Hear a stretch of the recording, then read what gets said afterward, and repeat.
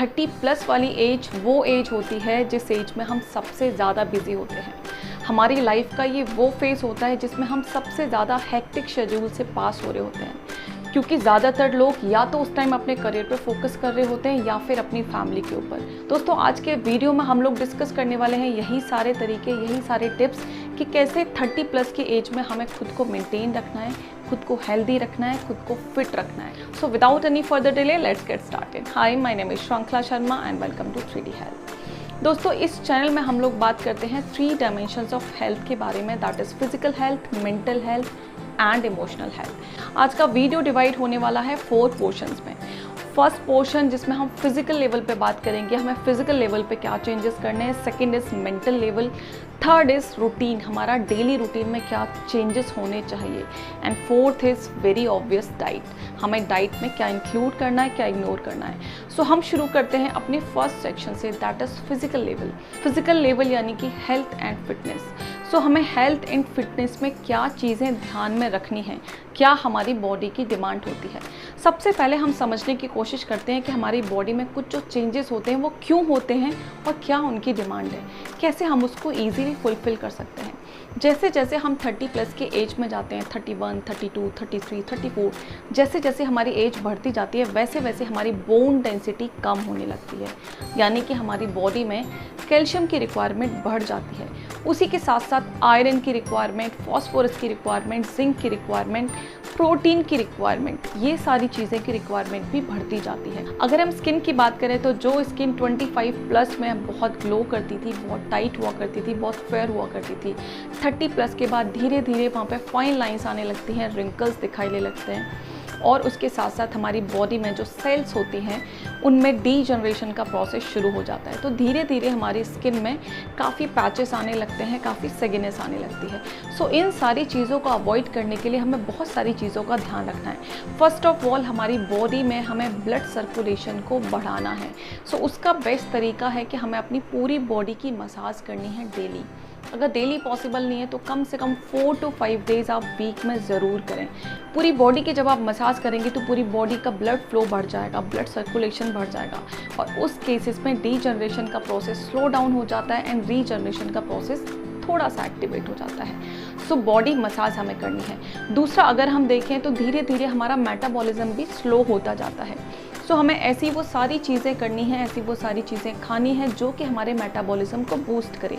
यानी I am talking about exercise, yoga, stretching exercises, breathing exercises, या फिर जो भी आप एक्सरसाइज, कार्डियो एक्सरसाइज कर रहे हैं या फिर एनारोबिक एक्सरसाइजेज कर रहे हैं, जो भी आप कर रहे हैं, बट प्लीज़ डेली रूटीन में रेगुलरली कुछ एक्सरसाइजेज आप ज़रूर अडॉप्ट करें।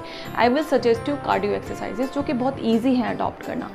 So daily 30 minutes for cardio exercises. अब हम बात करते हैं कि हमें अपनी बॉडी में ऑक्सीजन के लेवल्स को बढ़ाना है। सो उसके लिए हम 3 लेवल पे काम कर सकते हैं। ऑल्दो इस टॉपिक पे मैंने ऑलरेडी सेपरेट एक वीडियो बनाया हुआ है डिटेल में, मैं डिस्क्रिप्शन में उसका लिंक दे दूँगी, आप लोग जाके चेक कर सकते हैं या फिर आप आई बटन में भी चेक कर सकते हैं। सो हमें क्या करना है, हमें अपनी बॉडी में और अपने आसपास के एनवायरनमेंट में ऑक्सीजन के लेवल्स को बढ़ाना है। उसके लिए हमें कुछ ब्रीदिंग एक्सरसाइजेस करनी होंगी, डाइट में कुछ चीज़ें इंक्लूड करनी होंगी, प्लस अपने घर में कुछ ऐसे इंडोर प्लांट्स लगाने होंगे जो कि 24 आवर्स हमें ऑक्सीजन दें, क्योंकि हमारी बॉडी में जितनी ज़्यादा ऑक्सीजन होगी हमारी बॉडी के ऑर्गन्स उतना प्रॉपर तरीके से फंक्शन कर पाएंगे। अब हम बात करते हैं अपनी आँखों की, क्योंकि आँखें हमारी बॉडी का वो सेंसिटिव पार्ट है जिसे हम ज़्यादातर इग्नोर करते हैं। प्रॉपर आई केयर भी उतनी ही ज़रूरी है जितनी हमारी स्किन की केयर ज़रूरी है, बट इस टाइम में, इस एज में हमारी आइज़ को एक्स्ट्रा केयर की ज़रूरत है, क्योंकि इस टाइम हमारी आई साइट धीरे धीरे घटने लगती है। सो हमें अपनी आँखों का पूरा ध्यान रखना है। ऑल्दो आई केयर पे मैंने ऑलरेडी एक वीडियो बनाया हुआ है, अगर आप लोग चाहें तो जाके देख सकते हैं। रेगुलर हेल्थ चेकअप्स जो कि हम ज़्यादातर लोग अवॉइड करते हैं, क्योंकि बहुत सारी प्रॉब्लम्स ऐसी होती हैं जो इनिशियल स्टेज पे उनके सिम्टम्स नहीं दिखाई देते हमें बॉडी में, बट लेटर स्टेज पे आते आते जब उनके सिम्टम्स दिखते हैं तो स्टेज इतनी लेट हो चुकी होती है कि हम कुछ नहीं कर पाते। सो ऐसी चीज़ों को अवॉइड करने के लिए हम टाइमली, रेगुलरली अपना हेल्थ चेकअप ज़रूर कराएंगे। पुराने लोग कहते हैं कि हमारी बॉडी को क्या चाहिए, क्या नहीं चाहिए, वो हमारी बॉडी हमें खुद इंडिकेट करती है, खुद सिग्नल्स देती है। सो इस एज तक आते आते थोड़ा ध्यान आप अपनी बॉडी के सिग्नल्स का भी रखिए। आपकी बॉडी को क्या चाहिए वो आपकी बॉडी आपको खुद बताएगी। आप अननेसेसरी बॉडी पे प्रेशर डाल के अननेसेसरी उसे एग्जॉस्ट ना करें। जितना बॉडी कर सकती है उसके ऊपर उतना ही प्रेशर डालें। Now the last and the most important thing, हमें अपने पेरेंट्स की, अपने ग्रैंड पेरेंट्स की डिजीज़ की हिस्ट्री को ज़रूर ध्यान में रखना है। कुछ चीज़ें होती हैं जो जनरेशन टू जनरेशन पास होती हैं, कुछ चीज़ें हमें हेरिडिटी से मिलती हैं। जो चीज़ें आपको पता है कि मुझे हो सकती हैं, आप उन चीज़ों के लिए अगर आप अलर्ट रहेंगे पहले से ही, तो डेफिनेटली आप खुद को बहुत ईजीली क्योर कर पाएंगे। हम बात करते हैं मेंटल हेल्थ के बारे में कि कैसे हम अपनी मेंटल हेल्थ को इम्प्रूव करें, कैसे हम अपनी मेंटल हेल्थ को मेंटेन करके रखें। सो मेंटल हेल्थ की जब भी बात होती है सबसे पहले नाम आता है मेडिटेशन का। जो लोग मेडिटेशन करते हैं वो लोग ज़्यादा कूल होते हैं, ज़्यादा काम होते हैं, ज़्यादा कंपोज्ड होते हैं, वेल ऑर्गेनाइज्ड होते हैं, अपनी चीज़ों को ईजिली मैनेज कर पाते हैं, क्योंकि वो अपने स्ट्रेस को, अपने टेम्परामेंट को, अपने एंगर को बहुत ईजिली कंट्रोल करना सीख जाते हैं। सो हमें डेली कम से कम 10 to 15 मिनट्स ज़रूर निकालने हैं मेडिटेशन के लिए। मेडिटेशन करते टाइम हमें एक चीज़ का ज़रूर ध्यान रखना है, आप जब भी मेडिटेशन कर रहे हैं आसपास का एनवायरनमेंट काफ़ी काम होना चाहिए। उसके लिए बेस्ट है कि आप अर्ली मॉर्निंग में मेडिटेशन करें, या तो 4 to 5 का टाइम बेस्ट है जिससे ब्रह्म मुहूर्त कहा जाता है। मी टाइम, आप अपने लिए थोड़ा सा टाइम ज़रूर निकालें, क्योंकि हम में से ज़्यादातर लोग यही मिस्टेक करते हैं, हम खुद के लिए ज़रा सा भी टाइम नहीं निकालते। जब आप खुद के लिए टाइम निकालते हैं आप ज़्यादा सेटिस्फाइड होते हैं, आप ज़्यादा हैप्पी होते हैं, और जो लोग सेटिस्फाइड होते हैं, हैप्पी होते हैं, वो दूसरों को भी हैप्पी एंड सेटिस्फाइड रखते हैं। थोड़ा सा टाइम अपनी फैमिली के लिए, अपने फ्रेंड्स के लिए ज़रूर निकालिए। जो चीज़ें हमें बॉदर करती हैं, जो चीज़ें हमें ट्रबल करती हैं, अगर हम अपने दोस्तों के साथ या फिर किसी रिलेटिव के साथ शेयर करते हैं तो हमें फील होता है कि ये चीज़ें ऑलमोस्ट आधी हो गई हैं। तो क्यों ना हम डेली उन लोगों के लिए थोड़ा सा टाइम ज़रूर निकालें। एक कॉल आप डेली करें, चाहे अपने दोस्तों को या फिर रिलेटिव्स को। सो इस तरीके से आपके रिलेशन भी मेंटेन रहेंगे, प्लस आपकी मेंटल हेल्थ भी ईजीली मेंटेन हो जाएगी। 30+ के बाद आप अपने वेट पे पूरा कंट्रोल रखें, अपने वेट को बिल्कुल ना बढ़ने दें। आपका हेल्थ स्टेटस क्या है आपको पता होना चाहिए, आपका वेट कितना है, कितना बढ़ चुका है, कितना घट चुका है, आपको पता होना चाहिए। उसके लिए इजी है कि आप अपने घर में वेइंग मशीन रख लें। अपने वेट को अगर आप कंट्रोल में रखेंगे तो आधी से ज़्यादा बीमारियाँ ऑटोमेटिकली आपकी लाइफ से रिमूव होने वाली हैं।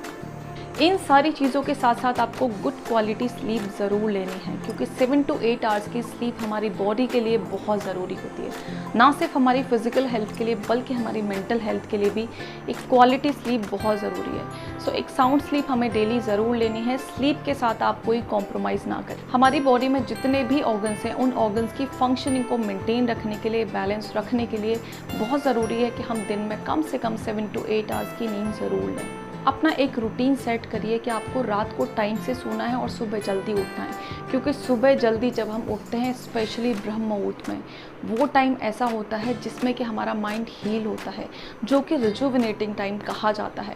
जब भी हम किसी की हेल्प करते हैं हमें अंदर से एक सेटिस्फेक्शन फील होता है, हमें अंदर से एक खुशी फील होती है, स्पेशली जब हम किसी अननोन की हेल्प करते हैं। तो ये जो फीलिंग्स हैं, ये जो इमोशंस हैं, ये कहीं ना कहीं हमारी लाइफ को बढ़ाते हैं, क्योंकि इनसे हमारी सेल्स में रीजनरेशन का प्रोसेस स्टॉप हो जाता है, स्लो हो जाता है, और रीजनरेशन का प्रोसेस स्टार्ट हो जाता है, बूस्ट हो जाता है। दोस्तों ये सारे प्रोसेसेस के बारे में हम ऑलरेडी एक वीडियो में डिस्कस कर चुके हैं। अगर आप लोगों ने नहीं देखी है एजिंग वाली वीडियो तो आप लोग देख सकते हैं। अब हम बात करते हैं थर्ड सेक्शन की, जिसमें आता है हमारा डेली रूटीन। डेली रूटीन में हमें क्या चीज़ें ध्यान में रखनी है। सबसे पहली चीज़, हमें अपने वर्क एंड फैमिली दोनों को बैलेंस करके चलना है, दोनों को मेंटेन करके रखना है। दोनों लाइफ आपको सेपरेट रखनी है, उनको कभी भी मिक्स नहीं करना है। फैमिली में हम जिनके भी साथ रहते हैं, अगर हमारी उनके साथ एक अच्छी अंडरस्टैंडिंग है, एक अच्छी बॉन्डिंग है, तो बहुत ईजी हो जाता है चीज़ों को मैनेज करना, और अननेसेसरी जो स्ट्रेस, जो टेंशन, जो आपस में कॉम्प्लिकेशंस की वजह से क्रिएट होता है, उसे हम बहुत ईजिली अवॉइड कर पाते हैं। सो आप कोशिश करें, आप जिन भी रिलेशंस के साथ बंधे हुए हैं उनको समझने की कोशिश करें और उनके अकॉर्डिंग खुद को थोड़ा सा चेंज करने की कोशिश करें। जिम जाने के बजाय आप अपने घर के काम खुद करें, उससे आपका घर भी वेल मेंटेन रहेगा, वेल मैनेज रहेगा, आपके घर के फैमिली मेम्बर्स को भी कोई प्रॉब्लम नहीं होने वाली। उसके साथ साथ आप हेल्दी रहेंगे और फिट भी रहेंगे। जैसे हम अपनी आइज़ का ध्यान रखेंगे, अपनी फिटनेस का ध्यान रखेंगे, सेम तरीके से हम थोड़ा सा टाइम अपने डेली रूटीन से ज़रूर निकालेंगे अपनी स्किन केयर के लिए, अपनी हेयर केयर के लिए, क्योंकि बढ़ते टाइम के साथ हमारी स्किन में जो टाइटनेस है, जो ग्लो है, वो धीरे धीरे कम होता जाता है, फाइन लाइंस आती जाती हैं और रिंकल्स आते जाते हैं। सो इन चीज़ों को मैनेज करने के लिए हम होम रेमेडीज़ ट्राई कर सकते हैं, क्योंकि मार्केट में जितने भी प्रोडक्ट्स अवेलेबल हैं ऑलमोस्ट केमिकल बेस्ड हैं। इन चीज़ों को आप कम से कम यूज़ करें, इंश्योर करें आप जो भी प्रोडक्ट्स यूज़ कर रहे हैं या तो वो हर्बल हो या फिर नेचुरल हो। बेस्ट आप घर की होम रेमेडीज़ यूज़ करें, क्योंकि उनसे जो ग्लो आने वाला है स्किन पे वो कहीं किसी भी चीज़ से नहीं आने वाला। Now the last section, that is diet. हमें डाइट में क्या चीज़ें इंक्लूड करनी है और क्या चीज़ें हटानी हैं, क्योंकि इस एज में आते आते हमारी बॉडी में काफ़ी सारे न्यूट्रिएंट्स की रिक्वायरमेंट बढ़ जाती है। जैसे जैसे हमारी एज बढ़ती है वैसे वैसे हमारी बोन्स की डेंसिटी कम होती जाती है, हमारी बॉडी में कैल्शियम की रिक्वायरमेंट बढ़ जाती है, आयरन की रिक्वायरमेंट बढ़ जाती है, फॉलिक एसिड की रिक्वायरमेंट बढ़ जाती है। सो हमें अपनी डाइट में ऐसे फूड आइटम्स इंक्लूड करने हैं जो कि कैल्शियम में रिच हों, आयरन में रिच हों, फॉलिक एसिड में रिच हों, vitamin E, vitamin D, vitamin के एंड पोटेशियम में रिच हों। इन सारी चीज़ों का हमें ध्यान रखना है। उसके साथ साथ हमें कुछ फूड आइटम्स जैसे कि हर्ब्स हैं या फिर स्पाइसेस हैं वो हमें अपनी डाइट में ज़रूर ऐड करनी है, क्योंकि उनमें होती हैं anti bacterial properties, antioxidant properties and anti ageing properties. So ये सारी चीज़ें हमारे लिए बहुत ज़्यादा हेल्पफुल होने वाली हैं, चाहे हम स्किन पे अप्लाई करें या फिर हम उनको डायरेक्टली कंज्यूम करें अपनी डाइट में ऐड करके। सो ये सारी चीज़ें हमें ज़रूर ऐड करनी है। प्लस हमें अपनी डाइट में ज़्यादा से ज़्यादा वैरायटी ऐड करनी है, ज़्यादा से ज़्यादा कलर्स डालने की कोशिश कीजिए, क्योंकि जितने ज़्यादा कलर्स आपकी डाइट में होंगे उतने ज़्यादा विटामिन्स और मिनरल्स आपकी डाइट में जाने वाले हैं, क्योंकि हमारी बॉडी में विटामिन्स एंड मिनरल्स की डिमांड काफ़ी ज़्यादा बढ़ जाती है 30 की एज तक जाते जाते, और जैसे जैसे एज बढ़ती जाती है डिमांड बढ़ती जाती है। सो हमें vitamins and minerals and proper amount of fibre के लिए काफ़ी सारे raw vegetable and fruits daily basis पे ऐड करने हैं। उसके साथ साथ आपको एम्पल अमाउंट ऑफ वाटर भी लेना है। वाटर जब मैं बात करती हूँ दैट मीन्स लिक्विड्स की बात कर रही हूँ। आप प्लेन वाटर लेंगे या जो भी लिक्विड चीज़ें हैं, जूसेस हैं, शेक्स हैं, बटर मिल्क है, कोकोनट वाटर है या स्मूदीज़ हैं, ये सारी चीज़ें जो कि लिक्विड्स हैं आप उन सबको कैलकुलेट करेंगे और इनका अमाउंट सॉलिड के कंपैरिजन में थोड़ा सा आप बढ़ा देंगे, क्योंकि हमारा डाइजेशन इस टाइम थोड़ा सा स्लो होता है। सो मेटाबॉलिज्म को बूस्ट करने के लिए जहाँ हम कार्डियो एक्सरसाइजेस की बात कर रहे थे अभी, वहीं हमें अपने फाइबर्स के कंटेंट को थोड़ा सा बढ़ाना होगा, फ्रूट्स का अमाउंट थोड़ा सा बढ़ाना होगा, जिससे हमारा मेटाबॉलिज्म बूस्ट होगा। हमें अपनी डाइट में हेल्दी फैट्स को भी इंक्लूड करना है, जैसे कि नट्स हैं या फिर सीड्स हैं, उनको हम अपनी डाइट में इंक्लूड करें। उसके अलावा हम green tea, black coffee, black T, ये सारी चीज़ें में हम अपनी डाइट में इंक्लूड करेंगे, जिससे हमें काफ़ी सारी एंटी एजिंग प्रॉपर्टीज़ मिलती हैं एंड एंटीऑक्सीडेंट प्रॉपर्टीज़ मिलती हैं। सो ये कहीं ना कहीं हमारी स्किन के लिए बहुत ज़्यादा बेनिफिशियल हैं। इसके साथ हमें ये कोशिश करनी है कि हमारी डाइट में ये चीज़ें बिल्कुल नहीं होनी चाहिए। अब डीप फ्राइड चीज़ें नहीं लेंगे, जंक फूड नहीं लेंगे, प्रोसेस फूड नहीं लेंगे, पैक्ड फूड आप बिल्कुल नहीं लेंगे। वाइट शुगर, वाइट सॉल्ट को आप रिप्लेस करेंगे हेल्दी ऑप्शन से, जो कि मैंने कई सारी वीडियोस में काफ़ी डिटेल में डिस्कस किया हुआ है। प्लस आपको फोकस करना है अपने कुकिंग मीडियम, आप कुकिंग का कौन सा मेथड यूज़ कर रहे हैं, जैसे कि ग्रिलिंग है, बेकिंग है, बॉइलिंग है, स्टीमिंग है, ये सारे हेल्दी ऑप्शंस होते हैं। बट फ्राई, डीप फ्राई, ये सारी चीज़ें हमें नहीं करनी है, या करनी है तो बहुत कम करनी है। आई होप आपको इन्फॉर्मेशन यूज़फुल लगी हो। अगर लगी है तो प्लीज़ इसे लाइक करें, शेयर करें और कमेंट करें। मिलते हैं किसी और वीडियो में किसी और टॉपिक के साथ, तब तक के लिए bye bye, take care, stay healthy and stay happy.